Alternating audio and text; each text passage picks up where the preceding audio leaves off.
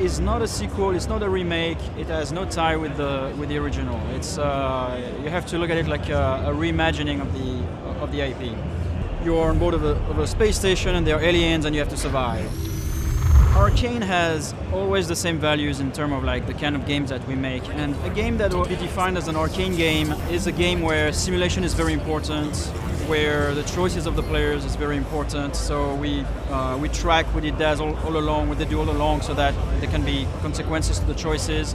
Also, we give a lot of tools, and because it's all simulated, all those exploring those tools in the environment and against the different AIs who themselves are simulated. You know, they're not on a set path. So all this combined really provide for experiences that are unique to each of the players.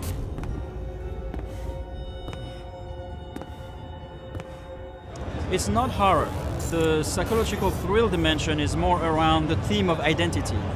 You know, who are you exactly as Morgan Yu? When we started the project, I wanted to call him or her Morgan.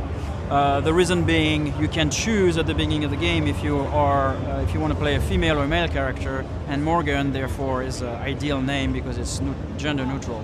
Good morning, Morgan. Looks like we have some tests to run through today. The trailer shows a very brief moments of encounter with aliens, and it is important to note that it's not just shooting. It's more like a hybrid game where there's like narratives meet with action, meets with a little bit of RPG layer. So you have some weapons, but you also have lots of other things, including powers that you can learn from the aliens themselves. The way you fight aliens is by either using weapons that are on board of the station, because there is an entire security on board, so it's logical that there are some weapons. But also you will find some gadgets, because it's a scientist area, so there's a lot of interesting gadgets that you can use that are not meant for combat, but somehow work out in combat.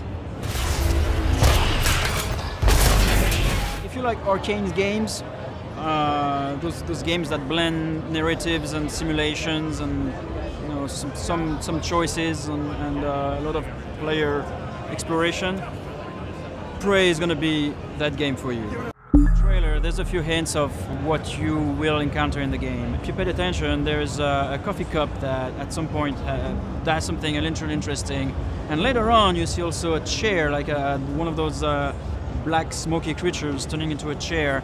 This is the kind of creatures that you will encounter. Regarding the aliens, we don't want to reveal too much at this point.